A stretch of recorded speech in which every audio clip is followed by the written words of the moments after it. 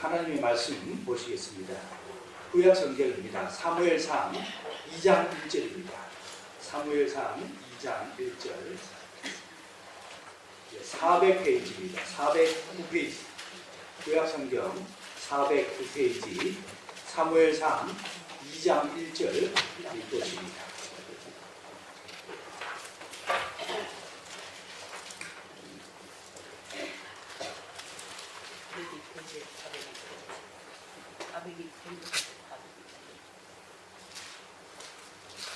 이 한 목소리로 함께 보십니다.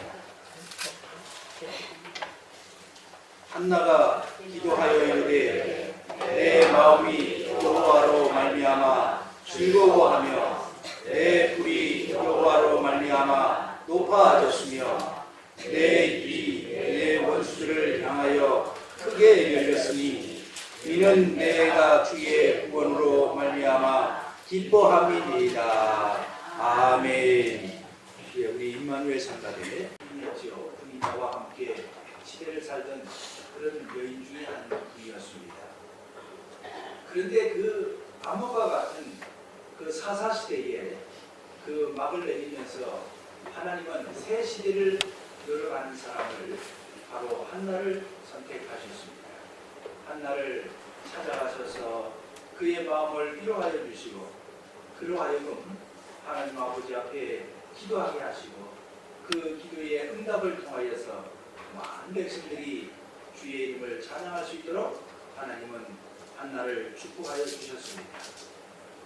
한나가 오늘 믿음의 기도를 드리는 핵심은 하나님께서 나를 지키셨다는 고백을 하고 있습니다. 하나님이 지키심으로 말미암아 내가 주를 찬송하리로다. 이 찬송의 고백이 바로 오늘 저와 여러분들의 고백이 되시기를 축원을 드립니다. 한나의 노래가 바로 저와 여러분들의 노래가 되시기를 바랍니다. 한나가 살던 시대는 주님을 마음에 모시지 않았습니다. 사람들이 각기 자기의 소원대로 자기의 소견대로 그리고 그 기준대로 옳은 대로 행하며 살았습니다. 여호와께서 사사들을 세우사 노략자의 손에서 그들을 구원하게 하셨으나 그들이 그 사사들에게도 순종하지 아니하고 사람들은 순종하지 않고 살기를 원합니다. 구속되는 것을 싫어합니다. 각자 소견대로 살았습니다. 우리는 다 양같아서 그릇된 길로 갔거늘 그렇습니다. 우리 인간들은 근본이 우리는 하나님의 곁을 떠나 자기 소견대로 살고 싶어 합니다. 그것이 마치 옳은 줄로 알고 살아가고 있습니다. 주님 앞에 믿음이 있노라면서도 제대로 된 믿음을 보이며 살고 있지 못하는 것입니다. 우리의 믿음이 하나님을 향한 어떤 믿음이어야 될까? 우리가 참 요즘 세상에 참 믿음을 보고 살기가 참 어렵습니다. 짜가가 파는치는 세상이죠. 짝퉁을 만들어도 한두 가지가 아닙니다. 이런 세상에 우리 믿음조차도 무엇이 진짜 하나님을 향한 반듯한 믿음으로 생명을 살리는 믿음인지 그 진짜 복음이 무엇인지 분간하기조차 힘든 세상이 바로 지금입니다. 예수님을 믿는 한 여성도가 있었습니다. 그와 함께 교회를 다니고 있는 여인이 있었는데 그 여성도의 언니였죠. 이제 친언니는 아니고 같은 교회 공동체에서 언니였습니다. 그런데 이 여성도가 언니의 신앙생활을 가만히 보니까 그 언니는 부모님도 없는 데다 나이도 자기보다 많고 또 가진 것도 자기보다 훨씬 적습니다. 그리고 본인보다도 엄청나게 모든 상황이 나쁜 상황이었어요. 그런데도 그 언니는 늘 예수님을 생각하며 그 입에서는 찬양이 떨어지질 않았습니다. 이 성도가 생각을 해봤습니다. 왜 그렇지? 똑같이 교회에 출석을 하면서 예배를 드리는데 내 입속에는, 내 입가에는 찬양이 없고 그 언니의 입술에는 늘 주 예수를 찬양하는 찬양의 목소리가 있을까? 나도 예수를 믿고 있는데 언니와 내가 다른 이유가 뭘까 고민을 하였습니다. 그 언니가 하루는 말합니다. 요한복음을 천천히 한번 읽어보라. 그 언니의 권유로 이 여성도는 요한복음을 차근차근 읽기 시작하였습니다. 읽던 중에 담임 목사님께서 하신 말씀이 불현듯 떠올랐습니다. 부활하신 예수님을 내 느낌과 감정으로 믿으면 안 돼. 이 목사님의 말씀이 갑자기 떠올랐어요. 역사적인 사실을 내 느낌과 감정으로 믿으려 하면 죽었다가 다시 살아나도 예수를 믿을 수가 없다. 이 말이, 목사님의 말이 요한복음을 읽는 중에 그의 내리를 스쳐 지나갔습니다. 그 순간 그는 2000년 전에 부활하신 예수님이 바로 참 하나님이구나. 그렇지. 그가 부활했으니까 하나님이지.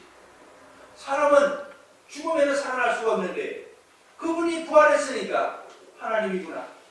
그래, 그 하나님은 바로 나의 하나님 되시기에 충분한 분이구나. 나의 주인이시구나 하고 이 여성도는 그 부활의 증거가, 이보다 큰 증거가 나의 예수님이 나의 주인 되심을 얼마나 더 증거할 수 있을까 하고 더 아주 큰 증거를 받은 감격의 은혜를 받았습니다. 그 여성도는 나의 주인 되신 것을 그동안 내가 믿지 못하고 있었구나 하고 생각이 언뜻 들었습니다. 부활이 그 뚜렷한 증거인데도 불구하고요, 그 증거를 늘 찬양하며 바로 눈앞에 두고도 내가 믿지 못하고 있었구나. 순간 머리의 뚜껑이 확 열리는 것 같았습니다. 그래서 예수님을 나의 주인으로 인정하지 못하고 사는 자신의 잘못을, 죄를 회개하기 시작했습니다. 그동안 나는 이러한 하나님 앞에서 내가 정말로 떵떵거리고 살고 싶어가지고 남들만큼 살고 싶어서, 뒤처지지 않고 싶어서 좀 더 나은 삶을 살아보려고 아둥바둥하면서 바로 주인 대신 예수님은 멀찌감치 저 옆으로 제껴두고 나 살기에 바빴구나. 예수님을 천대하고 믿음의 대상으로만 생각하고 축복이나 주시는 분으로 생각하고 사정없이 내 삶의 테두리 안에서 예수님을 구겨해서 휴지통에 던져버리고 멸시하며 살았다 하는 죄가 그 여성도의 머리를 스쳐 지나갔습니다. 그리고 그 여성도가 그동안 해외 유학을 가서 번듯하게 살려고 했던 것이, 이것이 바로 제가 아니구나. 나를 위해 십자가를 지어주시고 부활하신 예수님의 주인 되심을 내가 인정하지 않고 사는 것이 바로 죄구나. 할렐루야. 사랑하는 성도 여러분, 우리가 뭐 행위 하나를 잘못한 것이 큰 죄인 듯 해도요, 근본적인 죄는 전능의 하나님이 이 땅에 오셨는데도 불구하고 내가 주인을 못 알아본 것이 가장 큰 죄예요. 못 알아본 것도 부족해서 그 주인을 나의 삶의 진정한 주인으로 섬기고 모시고 살지 못한 죄는, 그것이 바로 성경에서 말하고 있는 죄인 줄 믿습니다. 이러한 죄를 생각할 때에 그 여성도는 회개의 눈물을 흘렸습니다. 순간 그녀는 바로 이 죄를 회개하고 예수님을 그의 삶의 주인으로 영접을 하게 되었습니다. 그동안 수없이 교회 문을 들락거리면서 예배를 드렸어도 그 입가에 찬양이 나오지 않던 그녀의 입술이었어요. 그런데 그 답답하고 형식적이었던 그의 예배의 태도와 그의 신앙의 마음 가운데 있는 예수님을 모시지 못한 그 심정은 정말로 믿음 생활을 하였다고 하지만 메마른 신앙이었습니다. 그런데 이 바로 살아계신 예수님을 내가 정말 주인이 이 땅에 왔는데 내 삶의 주인으로 오신 예수님이 문 밖에만 세워두고 나는 나대로 예수님은 예수님대로 따로따로 살았었구나 하는 잘못이 얼마나 큰지 깨닫기 시작하였습니다. 그리고 나서 그 여성도의 삶에 어떤 변화가 일어났을까요? 어느 날 그 여성도가 본교회에 출석하고 예배를 드리러 가려고 택시를 타고 가는데 그 택시를 타고 가면서 갑자기 그 택시기사에게 그 주인을 모시고 살고 계신가요? 하늘에서 바로 주인이 이제 이 땅에 진짜 주인이 왔는데 주인을 알아보고 계십니까? 택시 주인에게 그 예수님을 소개하기 시작했습니다. 예수님의 실제를 전했던 거예요. 실제를 전했던 겁니다. 하늘 보좌를 버리고 이 땅을 창조하신 진짜 주인이 이 땅에 왔는데 아저씨는 알고 계시고 모시고 사시느냐?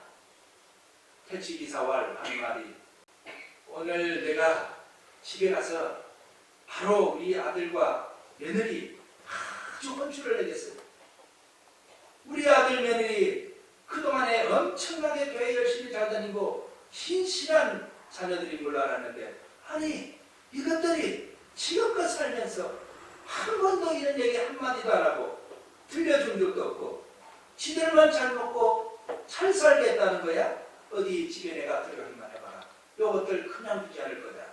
하고 이렇게 택시기사가 그 여성도에게 얘기를 하는 겁니다. 사랑하는 성도 여러분, 우리의 삶의 진정한 가치와 믿음은 무엇인가요? 어떤 믿음을 우리가 지금 가지고 이 땅을 살아가고 있습니까? 여러분은 여러분들의 진정한 주인을 알아보고 계십니까? 그 주인을 마음속에 모시고 사십니까? 내 삶의 주인은 내가 주인인 줄 알고 내 마음대로 가고 싶은 대로 다 가고 판단할 거 다 판단하고 내가 싫으면 가고 내가 싫지 않으면 하고 이런 삶을 살아오지 않았습니까? 슬픕니다.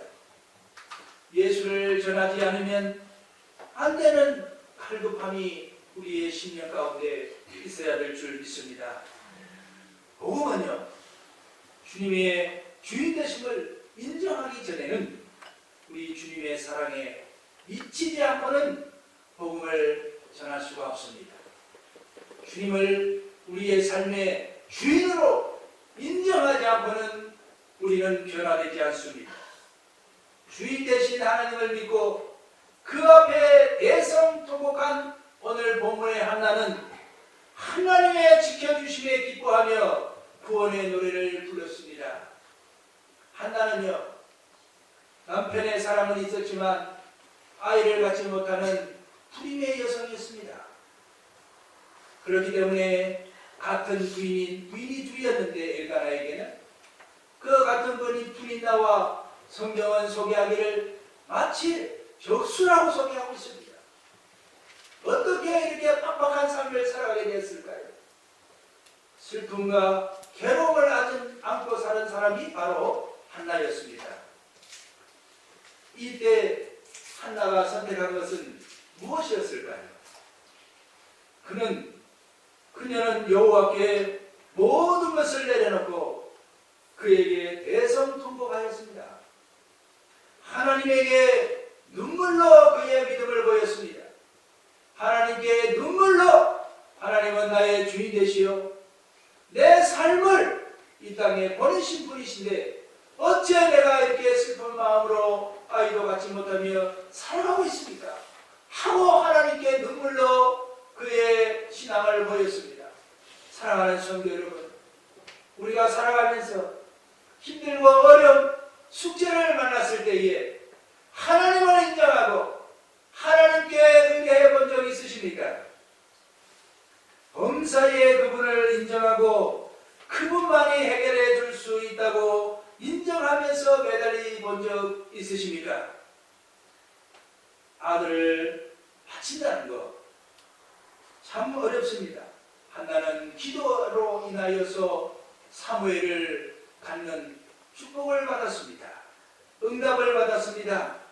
그 한나는 그 사랑하는 아들을 하나님께 삭도를 내지 아니하고 하나님께 바친다는 소원을 하고 그 소원을 실천하였습니다.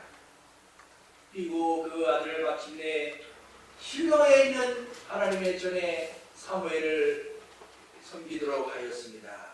그런데요, 이 한나가 사무엘을 바친 것, 그 아들 자체가 중요한 것이 아니었다는 말씀입니다. 여러분이 온전히 하나님을 믿는다면, 그를 인정하고 계신다면, 여러분께서 사랑하는 자녀들, 하나님을 신뢰하도록 혼쭐을 내야 되지 않겠습니까?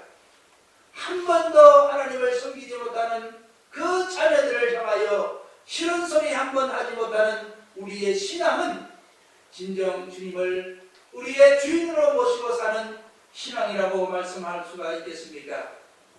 어제 연속곡을 보니까요, 명이 안 찾아오면 나는 밥도 안 먹는다고 합니다. 사랑하는 수요교 여러분, 하나님이여 살아계시니까요, 내 사랑하는 자녀들 주의 백성 삼으소서. 눈물 흘리며 기도하시고요, 사랑하는 사람이 주를 영접하지 않으면 나 실력 행사한다고 엄포 놓으신 적 있습니까? 선한 엄포 말씀입니다. 우리가 왜 주를 위해서 살아야 할까요? 그분이 주님이기 때문입니다. 그분이 주님. 예수님, 그분이 바로 하나님입니다. 창조하신 분입니다. 우리를 이 땅에 보내신 분이에요. 하나님을 섬기도록 이 땅에 보내신 예수님이 우리를 이 땅에 보내시라고 하늘보다를 버리고 이 땅에 오셔서 십자가를 지어주시면서 나는 너를 사랑하고 있다. 너의 죄를 이제 내가 다 대속하였다. 이제 돌아오라.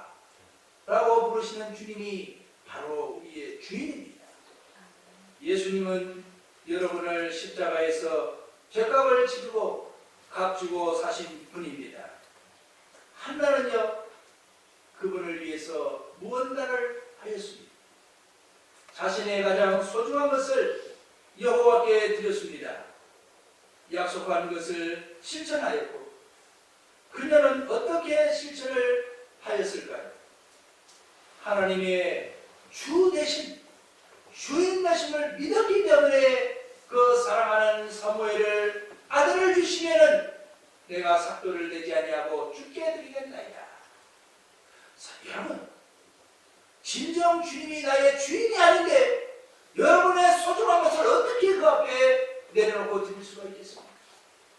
범사에 그를 인정하지를 못하는데 어떻게 우리 신앙의 헌신에 나올 수가 있겠습니까? 범사에 그를 하나님으로 인정하지 못하고 사는데 어떻게 우리의 삶 가운데 섬김과 헌신이 나오겠습니까?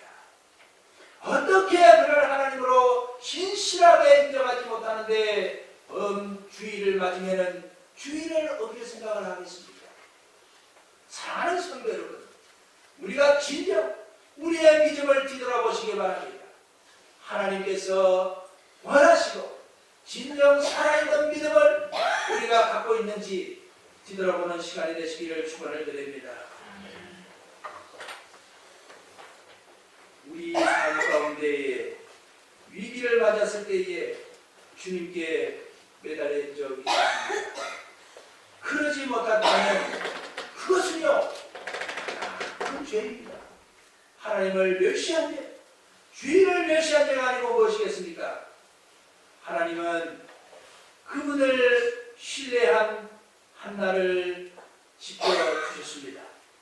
우리가 신실한 믿음으로 하나님의 주인 되심을, 예수님의 주인 되심을 우리가 인정하고 삶의 중심 가운데 모실 때는 우리가 그 앞에 한나와 같이 기도하면 반드시 하나님은 약속을 신실히 지켜주실 줄 믿습니다. 아들을 주셨습니다. 기도한 바를 허락하셨습니다. 한나는 매우 기뻤습니다. 응답을 받고 그녀는 영원히 소생하는 기쁨을 맛보았습니다. 내 마음이 여호와로 말미암아 즐겁게 되었다. 내 뿔이 여호와로 말미암아 높이 높이 올랐으며 내 입이 원수들을 향하여 크게 열렸나이다. 사랑하는 성도 여러분, 삶 가운데 소침하고 참 침체되어 있는 우리 삶이 하나님 앞에 살아나기 위하여는 우리가 주님 앞에 진실로 그분을 인정하고 그분만이 나의 이 아픔을 해결해 줄 수 있나이다 하고 통회하고 자복하고 그 기도의 응답을 받았을 때에 비로소 우리는 독수리와 같이 새 힘을 얻고 앉아있던 우리가 벌떡 자리를 틀고 일어날 줄 믿습니다. 믿습니다. 주님 앞에 통곡하시는 저와 여러분들 되시기를 축원을 드립니다. 우리를 지켜주신 주님, 이후로도 영원토록 우리를 지켜주신다고 약속하셨습니다. 왜요? 우리를 사랑하니까. 주인 되신 주님 앞에 우리의 무거운 짐 모두 내려놓고 기도하셨기를 축원을 드립니다. 기도 응답으로 영원히 소생하시기를 바랍니다. 엊그저께 우리와 똑같은 믿음의 형제 한 분이 신문에 참 좋은 간증을 쓴 것을 보았습니다. 임종용이라는 전 금융감독위원장이었는데 그는 농협금융지주회장으로 재임할 당시에 그의 간증을 한 것을 제가 봤습니다. 그가 참 하나님 앞에 신실하게 열심히 간절히 하나님 앞에 기도를 했는데 하나님께서 응답을 하여 주셨다는 내용입니다. 그가 2월 21일 날 국민일보 크리스천 리더스 포럼의 출범식에 참석하여 그는 간증을 하였습니다. 그는요 32년 동안 공직생활을 한 그런 사람이었습니다.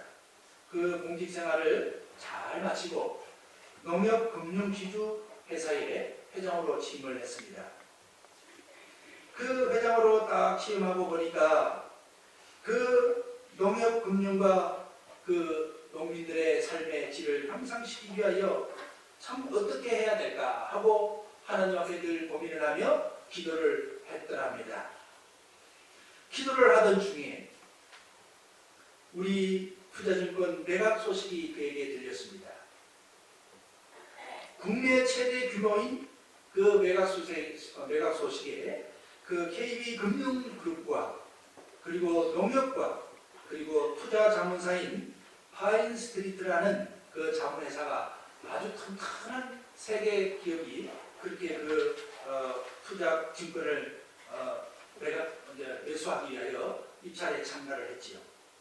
그 3파전이었는데 이 임종용 전 금융감독위원장이 그 농협회사의 금융지주회사의 회장으로서 참 고민이 되었습니다. 이것을 꼭 인수를 하여서 농민들의 참 많은 복지 혜택이나 살려야 되겠는데 어떻게 해야 될까 하는 고민을 하면서 그가 기도를 했던 것이죠. 그래서 그는 주일이 되어서 교회에 가가지고 간절히 하나님 앞에 기도를 하고 무작정 예배를 마치고 차를 타고 한강으로 나갔습니다. 그리고 한강을 시간이 바라보며 차 안에서 하나님 앞에 참 한동안 잠시 간절히 기도를 했습니다. 기도를 하고 바로 눈을 떠보니까 자기 차 앞에 전면의 계기판이 숫자가 전부 3자인 것이 눈에 들어왔어요.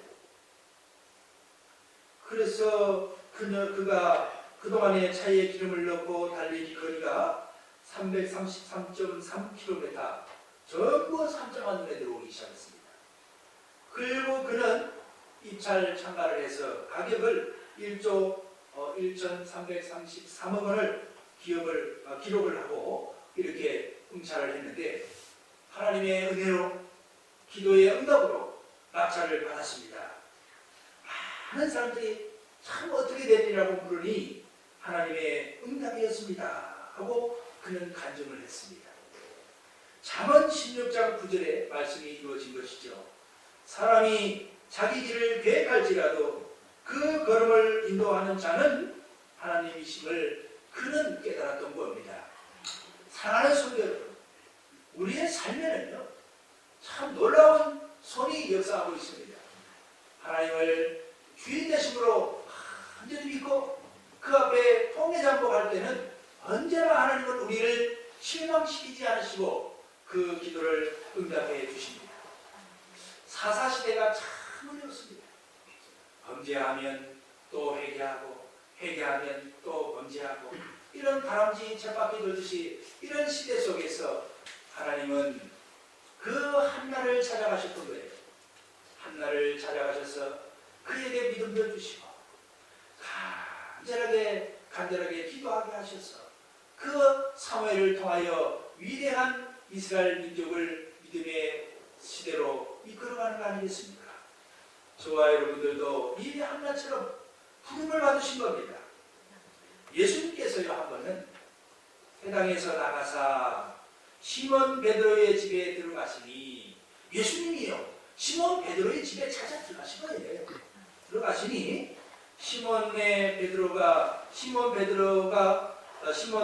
베드로의 장모가요 중한 열병을 앓고 있었습니다.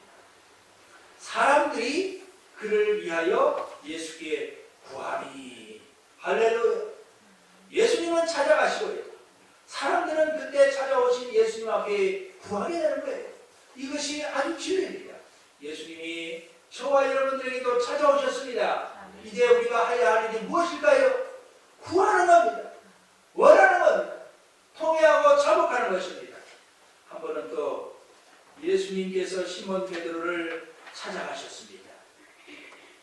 예수께서 한 배에 오르시니 왜 하필이면 그 많은 배 중에 시몬 베드로의 배에 오르셨을까요? 베드로를 보기 위하여 올라가신 거 아닙니까? 찾아가셨습니다. 그 배는 성경은 시몬의 배라 이렇게 소개를 합니다. 그때 밤새도록 내가 잡지 못하였습니다만 주님의 말씀에 의지하여 내가 그물을 내리줍니다. 할렐루야.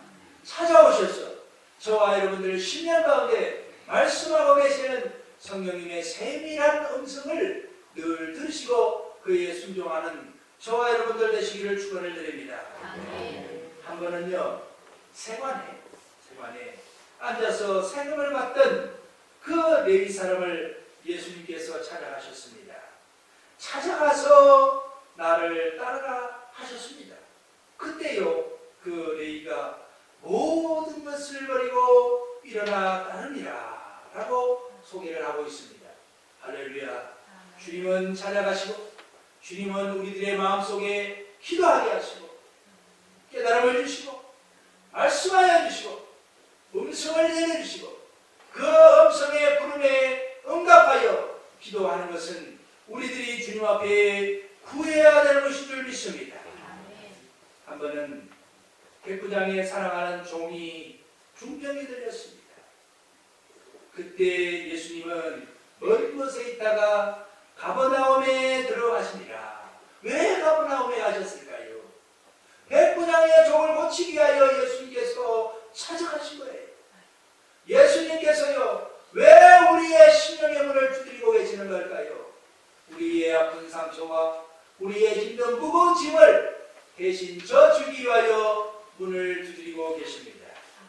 백부장이 유대인의 장로 몇 사람을 예수님께 보내어 오셔서 종을 구해 주시기를 청한지라. 할렐루야. 오신 예수님 앞에 우리가 무릎을 꿇고 청해야만 응답을 받을 수가 있는 줄 믿습니다. 회당장 야이로의 딸을 구원해 주시기 위하여 주님은 찾아가셨습니다. 예수님께서 돌아오시매 이에 회당장인 야이로라 하는 사람이 예수의 발 앞에 엎드려 자기 집에 오시기를 간구하니 할렐루야. 사랑하는 성도 여러분, 주여 제가 간구하나이다. 주여 나를 찾아오신 예수님, 나에게 믿음을 주시고 예수님이 나의 주인 되심을 깨닫게 하시고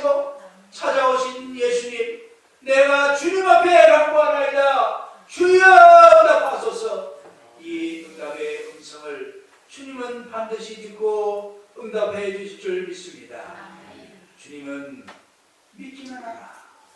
그리하면 딸이 구원을 얻으리라 약속하셨습니다. 우리 사랑하는 주님, 반드시 그에게 손을 벌리고 구하는 자에게는 무엇이든지 다 주신다고 약속하셨습니다. 이 믿음으로 한 주간도 승리하시는 저와 여러분들 되시기를 우리 사랑하는 예수님의 이름으로 축원을 드립니다. 하나님 아버지 감사합니다. 우리를 찾아오셔서 우리의 삶을 지켜주시고 아버지 하나님 우리로 기도하게 하신 주님 감사를 드립니다. 우리의 부족함과 아픈 상처와 아버지 하나님이여 우리의 소망을 주 앞에 간청하오니 주여 연락하셔서 영광 받으옵소서. 예수님의 이름으로 감사하며 기도 올리옵나이다. 아멘. 말씀 마태복음 20장 8절에서 14절입니다. 이 성경 보시고 일목장 나오셔서 득송하시겠습니다. 마태복음 20장 이 학생들 마태복음입니다. 8절에서 14절까지 우리 한 절씩 교독하겠습니다. 마태복음 20장 8절에서 14절입니다.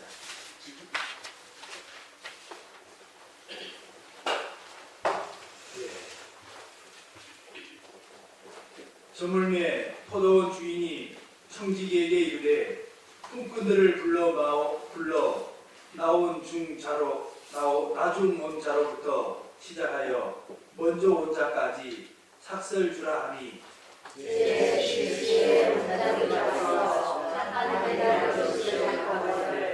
먼저 온 자들이 와서 더 받을 줄 알았더니 그들도 한 데나리온씩 받는지라.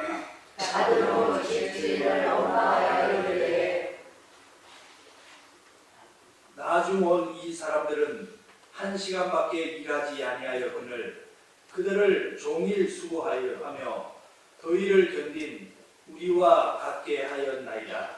주인이 그들에게 한 사람에게 대답하여 이르되 친구여 내가 너희에게 잘못한 것이 없노라. 내가 너와 한 데나리온의 약속을 하지 아니하였느냐. 14절 함께 하십니다. 내 것이라 가지고 오라. 나중 온 이 사람에게 너와 같이 주는 것이 내 뜻이니라. 아멘.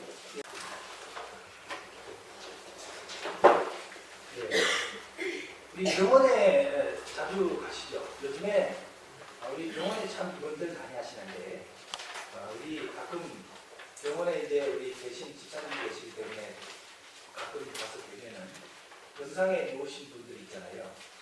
그분들 참 많이 힘들어하시고 그런데 그분들에게 가장 필요한 말은 무슨 말일까 갈 때마다 생각을 해봅니다. 그분들에게 가장 필요한 말이 무엇일까? 그리고 또 우리 요즘에는 100세 시대가 되니까 연세가 참 많이 드시고 가정에서 생활을 하십니다. 어제도 이제 저희 할머니가 97세죠. 그래서 많이 이제 다리도 아프시고 이제 내일 모레는 병원을 한번 모시고 가서 이제 병원에서 요양하면서 지내야 되지 않나 이런 말씀도 하시더라고요. 하시는데 그분들에게 가장 큰 선물이 무엇일까? 근데 특별히 그분들 자신이 가장 듣고 싶은 얘기가 무엇인지 우리는 좀 생각을 해봐야 됩니다. 어르신들이 가장 듣고 싶어 하는 얘기가 뭔지 그것은 이제 무엇보다도 그 길을 함께 가야 되는 그 동행자를 붙여줘야 되는데 그 동행자를 붙이고 위로함을 받고 가장 평안하게 노후를 보낼 수 있는 것은 무엇보다도 예수님이 그들과 동행한다는 이 복된 소식을 그들에게 전해줘야 되는데 참 우리들의 마음이 그들 앞에 막상 가면 아이고 건강을 회복하셔야 되지요. 사실 솔직한 얘기로 엉뚱한 말만 자꾸 전하고 올 때가 참 많습니다. 그러나 그들에게 정작 가장 필요한 얘기는 예수님이 살아계셔서 이 영혼의 길은 예수님만이 동행하여 주시고 또 죄를 책임져 주시고 용서하여 주시고 그분을 내 마음의 주인으로 우리의 주인으로 모시면은 예수님이 그 보좌 앞에서 모든 것을 대신해 준다는 그 메시지를 전하는 것이 그분에게 가장 필요한 거 아니겠습니까? 저는 어렸을 적에 참 성실하지 못했습니다. 저희들만 해도 이제 초등학교가 한 7반까지 있고 그랬어요. 그때만 해도 출생이 참 많이 됐죠. 요즘에는 한간초등학교에도 뭐 한 50명 남짓, 한강고등학교가 금년에 입학생이 27명이고 이렇게 인구가 많이 줄었는데 그 어린 시절에 우리에게 필요했던 것은 빵이었습니다. 그 미국 사람들이 원조 물품으로 보내온 그 우유를 큰 가마솥에다가 팔팔 끓여가지고 컵에다가 노란 주전자에다가 이렇게 따라가서 교실마다 그 당번들이 있습니다. 당번들이 주전자에 그 끓인 우유를 이제 분배를 받아가지고 교실에 가서 이제 컵을 자기 책상 위에 이제 놓으면 한 잔씩 따라주고 이제 빵이 그때 이렇게 아주 잘 만들었습니다. 그 빵이 한 이만했던 것 같아요. 지금 생각하면. 그 빵을 숫자대로 다 안 나오기 때문에 가끔 선생님들이 이제 숙제 검사를 해서 숙제한 사람을 주기도 하고 또 남학생만 주기도 하고 여학생만 주기도 하고 이러는데 우리 시대에는 늘 언제나 무엇을 해야만 그 대가를 주는 이런 훈련을 받고 살아왔습니다. 그래서 우리 대한민국의 사람들은 무슨 일을 하든 사고 자체가 뭐를 하고 대가를 받고 뭐 이런 쪽의 훈련을 많이 받고 자라왔습니다. 그런데 미국 사람들만 해도 사람들의 보편적인 그 인간 사람으로서 누려야 될 행복과 자유 이런 것을 참 존중해 주면서 상대방의 인격을 위해서 이렇게 베푸는 문화가 자연스럽게 자리 잡아서 익숙합니다. 오늘 우리 함께 나눌 복음의 말씀은 우리가 연세 많고 어르신들이 병원에서나 가정에서나 이제 하나님 품으로 가셔야 되는데 그들에게 소중한 복음을 전해야 되잖아요. 가장 시급한 것이 복음인데 우리 자체부터도 복음에 대한 확신이 없으면 그 복음은 우리 입술을 통해서 나오지 않는다는 사실이에요. 그것을 일단 사탄에게만 탓할 수는 없습니다. 우리가 말씀으로 부장하고 잘 배워서 우리들이 복음이 과연 어떠한 귀중한 가치를 중요한 것이고 또 복음이 우리 동행길에 어떻게 역사하는지 필요한지 그런 내용들을 우리가 잘 알아야 그분들에게 복음을 전할 수가 있습니다. 먼저 우리가 잘 알아야 된다는 말씀이시죠. 예수님께서 공생 기간 동안 복음을 전할 때에 가끔 자주 세리와 죄인들하고 같이 식사도 하고 많이 친근감 있게 지냈습니다. 그것이 하나님 앞에 예배도 잘 드리고 성전에서 제사도 잘 드린 유대인들에게는 상당히 불편한 상황이었고 불편한 점이었습니다. 왜 그럴까요?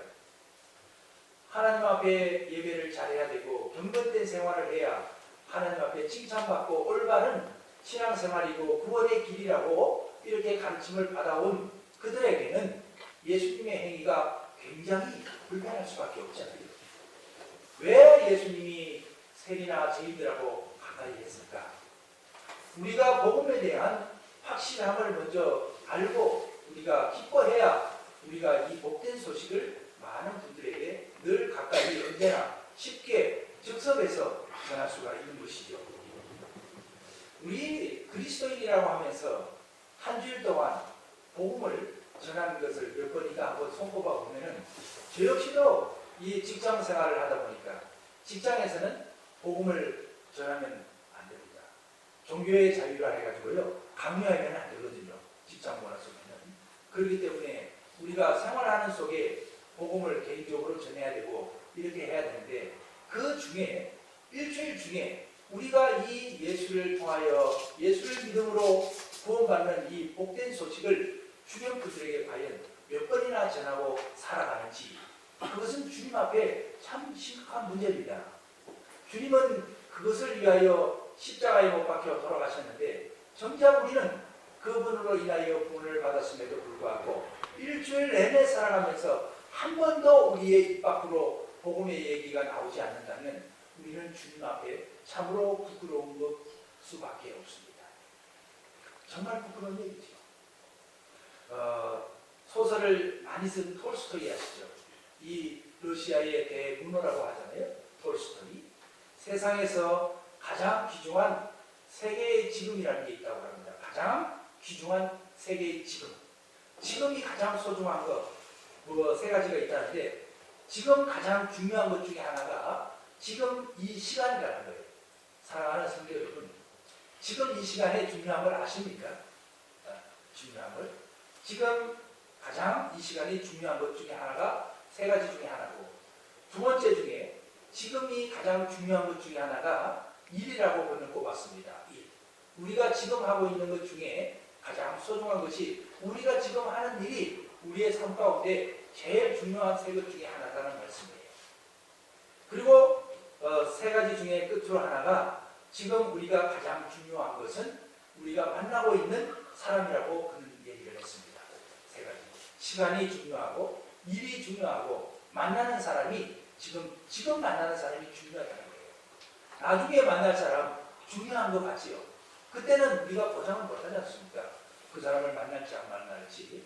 그런데 우리가 날마다 호흡을 하며 만나며 시간 속에 함께 예배하며 이렇게 지금 함께하는 일과 시간과 만나고 있는 사람은 나에게 세상에서 멋지고 가장 아름다운 가장 중요한 분들입니다. 인생에서 가장 시급하고 중요한 문제는 무엇이 될까요? 이 톨스토이는 세 가지로 보았는데 우리들에게 가장 중요하고 시급한 문제는 무엇일까? 성경은 말하고 있습니다. 무엇보다도 지금 우리에게 중요한 것은 우리 영혼 문제라고 얘기를 합니다.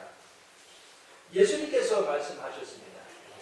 한 부자가 소출이 풍성하여 둘 곳이 없기 때문에 창고를 지어야겠다고 말을 합니다. 그때 그가 쌓아놓고 편안히 내가 먹고 마셔야 되겠다 하고 이렇게 생각을 합니다. 어쩌면 예수님께서 비유를 들은 이 부자는 저와 여러분들을 두고 하는 얘기입니다. 우리도 늘 참 어떻게 하면 좀 안전하게 그리고 어떻게 하면 건강하게 남에게 미움을 받기지 아니하고 참 편안하고 안락하게 내 삶의 평화를 유지하면서 살아갈까, 이것을 위하여 늘 우리는 전전긍긍하면서 살아가고 있습니다. 이 살아가는 방식을 예수님은 크게 잘못했다고 지적을 하고 있습니다. 예수님께서 말씀하시지요. 어리석은 자여, 오늘 밤에 내 영혼을 도로 내가 찾는다면 너는 어떻게 할 것이냐? 내가 가지고 있는 것이 과연 누구의 것이 되겠느냐? 이 말씀을 묻고 있습니다. 그렇습니다. 지금 일하고 있는 것이 하나님의 일을 위한 일이라면 얼마나 좋겠습니까? 지금 우리가 만나고 교제 나누고 이렇게 함께 호흡을 하며 피부를 부딪히면서 사는 사람이 하나님의 사람이면 우리는 얼마나 복된 사람이 되겠습니까? 날 때부터요, 소경이었던 그 바디배우는 예수님을 만나자마자 그가 그의 밥줄인 그 소중한 깡통을 필요 없다고 휙 집어던졌습니다. 왜 그럴까요? 그는요, 예수님을 만나서 눈을 떴기 때문에 거짓 생활을 더 이상 할 필요가 없습니다. 사랑하는 성도 여러분, 여러분들이 주님을 만나서 정작 중요한 것이 무엇인가를 알으셨다면 그동안 끌어안고 있던 깡통 버리셔야 됩니다. 소용이 없어요. 왜 그렇게 돈에 연연하시면서, 왜 그렇게 관계에 연연하면서, 왜 그렇게 투력해 살고 계십니까? 한마디 일주일 내내 복음의 그 복된 소식은 하나님께서 주신 소중한 지식과 모든 것을 통하여서 내 입으로 나오는 그 복음의 소식을, 아직도 복된 소식을 믿지 않는 분들에게 전해야 되는 그 복된 소식을 왜 한 번도 얘기를 못하냐 이 말씀이에요. 어제도요, 우리 성경 공부하면서 깜짝 놀랐습니다.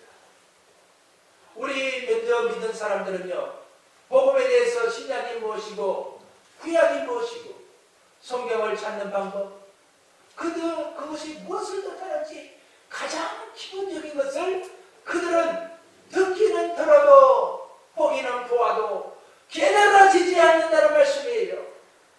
하물며 교회에 출석하고 있는 그분들조차도 복음의 소식을 들었던 그분들,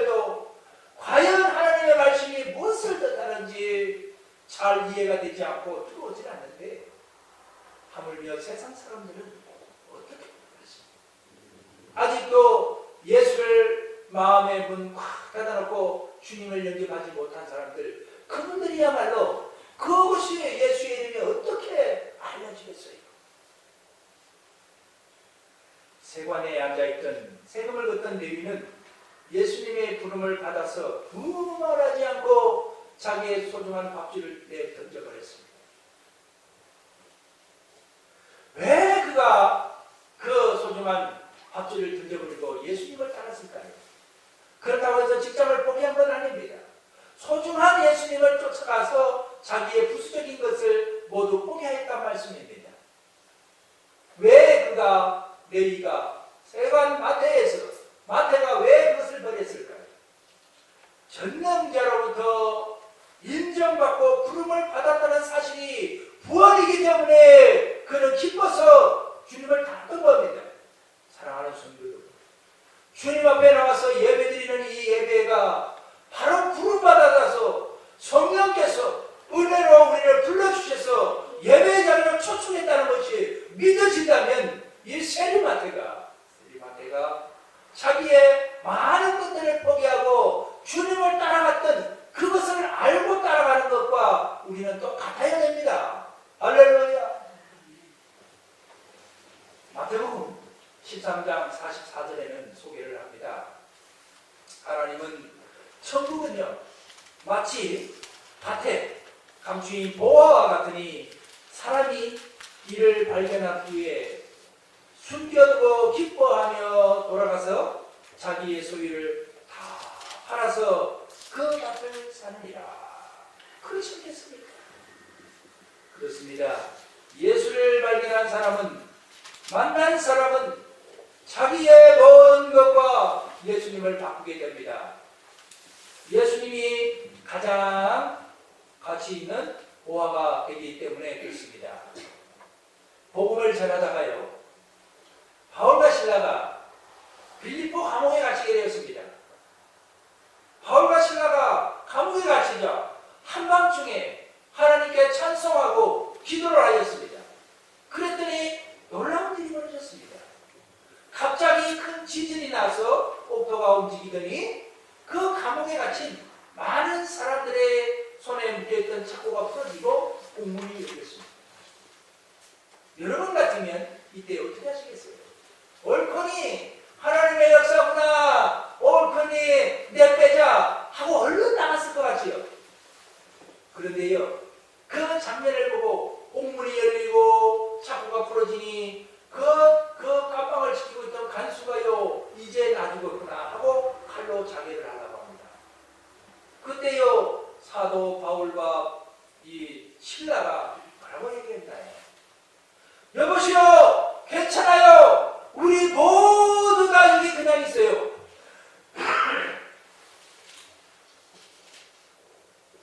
그렇게 하니까요, 간수가 깜짝 놀라잖아요. 사랑하는 성도 여러분, 이 바울과 실라가 그 상황 속에서 우리 여기 있어요 하는 이 믿음이 우리에게도 좀 있었으면 좋겠습니다. 저 여러분들에게도 있었으면 좋겠습니다. 그 여유가 도망가서 목숨 부지하기 위하여 내빼기보다는 차라리 죽더라도 참 정도를 버리며 믿음의 길을 걷고 옳은 길에 쓰는 그 바울과 실라의 모든 믿음과 강직함이 저와 여러분들의 삶 가운데 있었으면 좋겠습니다. 왜 있어야 될지 한번 보겠습니다. 괜찮아요, 우리 다 여기 있어요. 그랬더니요, 간수가 하는 말이, 선생이요, 내가 어떻게 하여야 벌을 받으리까? 우리가 여기 있다고 얘기하는데 간수가 느닷없이 다른 얘기 다 덮어주고, 어이쿠 고마워요, 고마워요, 이제 나 살았구나, 이렇게 얘기를 하지 않냐고 바울과 실라를 보고, 어떻게 해야 내가 벌을 받습니까? 무엇이 그의 마음을 그렇게 변화시켰냐 말이에요. 무엇이 구원의 갈망으로 그를 그렇게 변화되도록 만들었을까요? 그때 바울과 실라가 이르되 주 예수를 믿으라. 그리하면 너와 내 집이 구원을 받으리라 하고 주의 말씀을 전파했습니다. 그 사람과 그 집에 있는 모든 사람에게 전하더라. 누가는 이렇게 기록을 해놨습니다.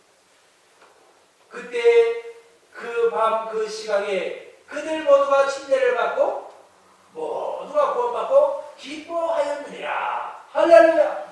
이 말씀을 오늘 우리 임마누엘 교회에 맞게 기록을 해본다면 기뻐하고 춤을 추며 떡을 깨고 참으로 철야 기도를 하였더라. 이렇게 기록을 했을 겁니다.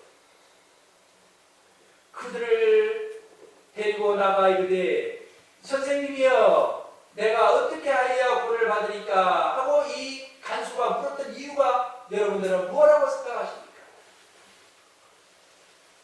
옥문이 다 열려서 다들 도망한 줄 알았는데 모두가 그대로 남아있네. 그 순간 간수의 내면의 영혼은 변화하기 시작했습니다.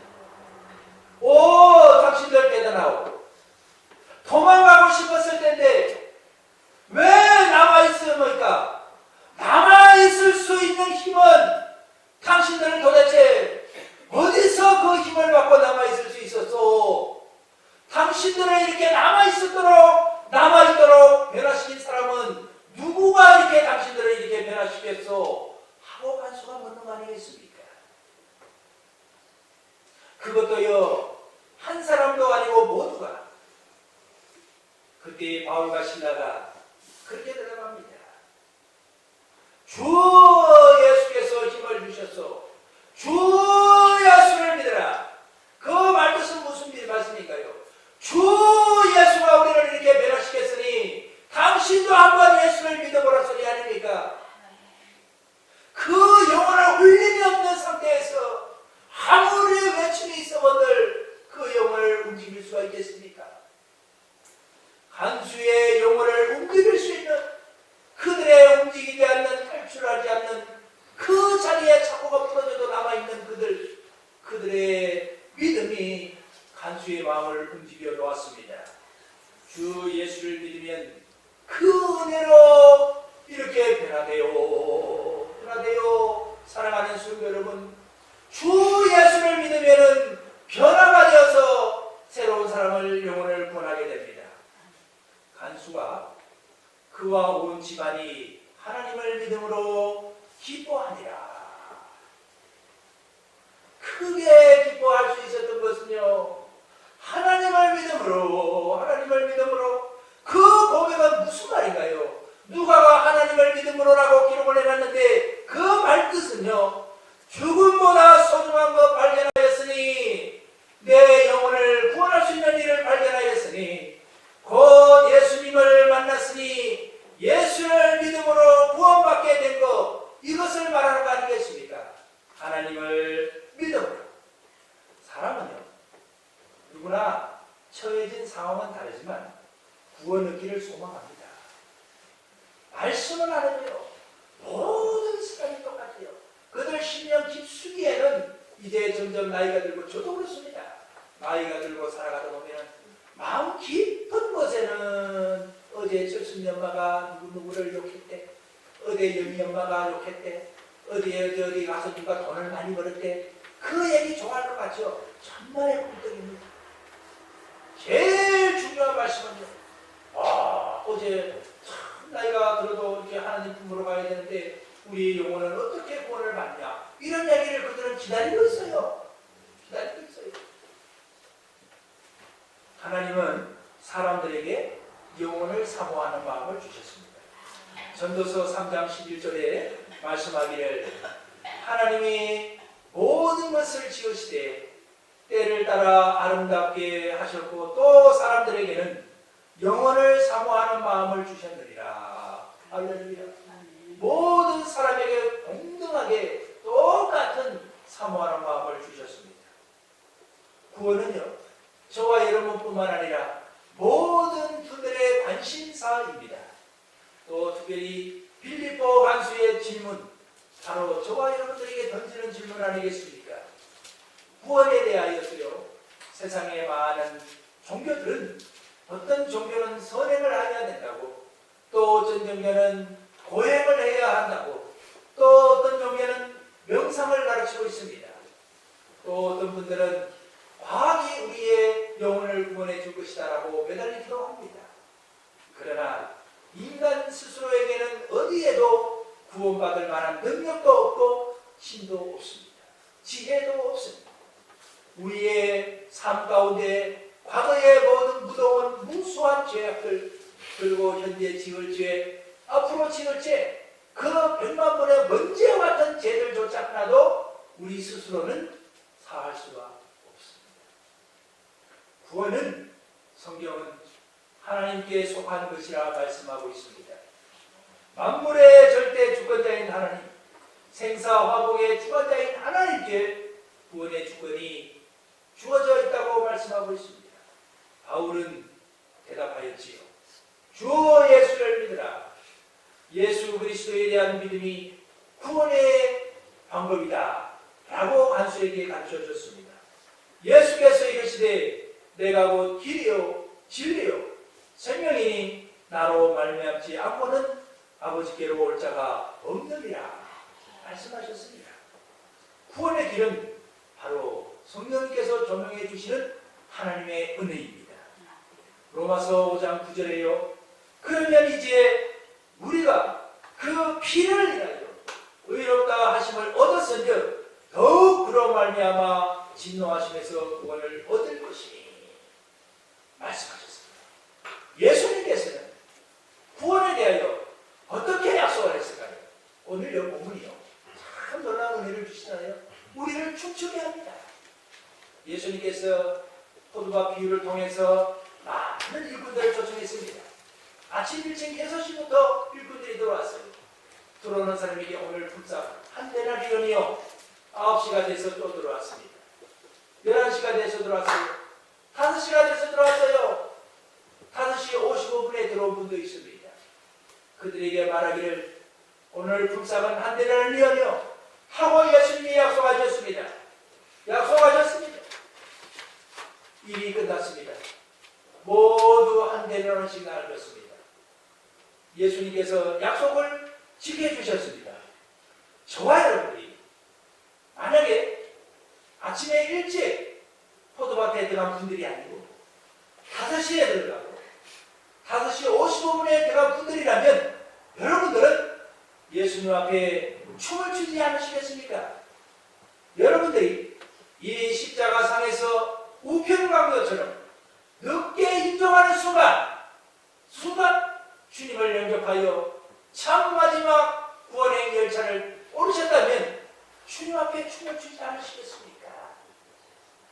아침에 일찍 열차를 탔든 저녁에 일하는 열차를 탔든 참으로 똑같이 하나님은 공평하게 한 데나리온의 품삯을 주신다고 약속하신 말씀은 바로 놀랍게도 주 예수를 믿기만 믿으면 구원을 받는다는 천국 복음인 줄 믿습니다. 할렐루야. 할렐루야. 예수님을 믿는 자는 그의 살과 피를 먹고 살아갑니다. 주님은 말씀하셨습니다. 예수께서 이르시되 나는 부활이요 생명이니 나를 믿는 자는 죽어도 살겠고 무릇 살아서 나를 믿는 자는 영원히 죽지 아니하리니 이것을 내가 믿느냐. 예수님을 믿는 자는 그의 살과 피를 먹고 살아갑니다.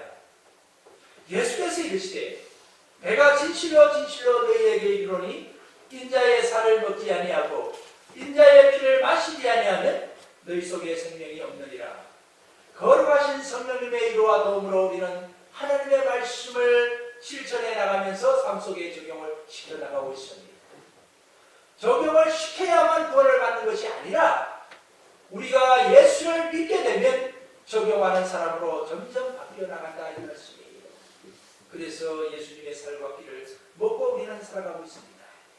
예수님을 믿는 사람은 그의 말씀을 쫓아 따라가서 살아갑니다.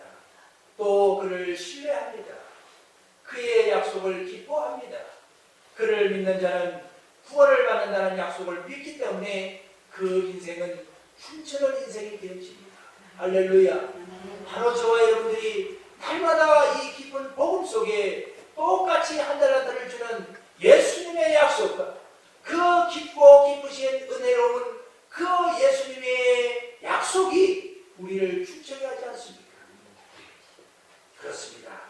한 대련씩 주는 것이 바로 걸어가신 주님의 뜻이었습니다. 주님의 약속이었습니다. 주의 이름을 부르는 자는 복이 있습니다. 예수 이름 높이세, 그 능력의 그 이름, 예수 이름 높이세, 구원의 그 이름, 예수 이름을 부르는 자, 예수 이름을 믿는 자, 예수 이름 앞에 나오는 자, 복이 있도다. 할렐루야. 5시 55분, 5시 59분, 59초에 그 포도밭에 들어간 분, 그분도 똑같이 구원의 하늘에 들어가는 것, 바로 하나님의 은혜가 아니고 무엇이겠습니까? 그분이 구원받을 수 있는 것은 5시 59분, 59초, 그분이 구원받을 수 있는 것은 주님의 약속과 주님의 뜻이 아니라면 그분은 구원받을 수가 없을 겁니다. 주를 믿는 자는 그 믿음 하나로 구원시켜 주시는 하나님의 뜻과 그 은총 때문에 구원을 받습니다. 주의 이름을 부르는 자 한 대의 은혜를 받아도 대단히 기뻐하고 감사합니다. 부자 청년이요, 예수님께 왔습니다. 선생님, 어떻게 제가 영생을 받습니까? 주님께서 말씀하시기를 내 소유를 팔아 가난한 자들에게 나눠주라. 그리고 나를 따르라. 부자가 재물이 많은 거로 이 말씀을 듣고 근심하며 돌아갔더라. 이를 보고 예수님께서 말씀하셨습니다. 낙타가 바늘기에 들어가는 것이 부자가 하나님 나라에 들어가는 것보다 쉬우니라 하시니, 또 주께서 말씀하시기를 이 낙타가 바늘기로 들어가는 것이 사람으로서는 어렵지만 하나님은 할 수 있느니라. 할렐루야. 아무리 죄인의 개수와 같더라도 그가 예수 그리스도를 주로 모시면 심령으로 그 딱딱하고 제약으로 물들었던 그의 마음이 녹아지므로 낙타가 바늘기로 들어가는 것처럼 사람이 변화된다, 이 말씀이에요. 누가 한다고요? 하나님은 하신다는 거예요. 하나님이 그의 마음을 만지셔서 그의 완악했던 마음을 눈과 같이 녹이시다, 이 말씀이에요. 믿는 자에게 구원을 주신다는 그 말씀을 우리는 믿습니다. 그 약속을 우리는 믿습니다. 거룩한 주님의 뜻에 춤추는 우리들이 되기를 축원을 드립니다. 우리의 춤과 찬양을 이 복음의 진리 앞에 날마다 기쁨으로 늘 춤을 추며 살아가는 저와 여러분들 되시기를 축원을 드립니다. 하나님 아버지 감사합니다. 우리에게 소중한 믿음의 춤을 추게 하시고 하나님의 은혜와 기쁨의 복음의 은총으로 날마다 기쁨으로 살아갈 수 있도록 불러주신 것을 감사합니다. 늘 이 소중한 보화덩어리를 가슴에 품고 기뻐하며 늘 즐거움이 저희 입가게에 번져나오게 하옵소서. 예수님의 이름으로 감사하며 기도하옵나이다. 아멘. 예, 우리 합심하여 한번 기도하겠습니다. 우리들에게 이 구원의 기쁜 소식을 주시고 우리가 주님을 영접하여 믿음으로 구원받게 하여 주신 주님의 크신 은혜는 무엇으로 측량하고 갚아야 할지 모르겠나이다. 주여 역사하시고 우리의 완악함을 용서하여 주시고 주님의 나라를 위하여 힘써 일할 수 있는 우리가 되게 축복하여 주옵소서. 주여 한번 부르고 합심하여 기도하겠습니다. 주여! 아버지 하나님 은혜 생각할 때 감사합니다. 날마다 주님의 성호를 찬양케 하시고 십자가를 지심으로 아버지 하나님 부활하신 우리 주님이야말로 아버지 하나님 그를 믿음으로 구원받게 하셨으니 바로 우리의 하나님이요 우리의 주인이요 우리의 삶의 모든 것 되시오매 주를 위하여 살아가는 데 부족함이 없도록 주님의 세임을 주시옵소서. 날마다 주님의 삶과 피를 먹고 살게 하시고 말씀 안에 거하게 하시고 변화되게 하여 주옵소서. 아버지 하나님의 주의 복음을 증거하는 데 부족함이 없게 하시고 아버지 하나님 이제 자존심이나 아버지 하나님의 모든 계산하는 것이나 모든 것 주님의 십자가 밑에 내려놓고 이제 아버지 저희들의 입술을 통하여서 아버지 하나님의 천국을 향하여 열심히 달려가고 있는 죽음을 향하여 달려가고 있는 많은 분들에게 아버지 하나님의 그들이 듣든 안 듣든 아버지 하나님의 복음의 소식을 그들에게 전파하는 우리가 될 수 있도록 축복하여 주옵소서. 이것이야말로 주님이 우리에게 가장 기뻐하는 아버지의 복된 입술임을 믿습니다. 하나님이여 제단 숯불을 들어셔서 저희들의 입술을 지켜주옵소서. 아버지의 주의 복음이 술술 뻗어나올 수 있도록 주님이여 역사하여 주옵소서. 예수님의 이름으로 기도하옵나이다. 아멘.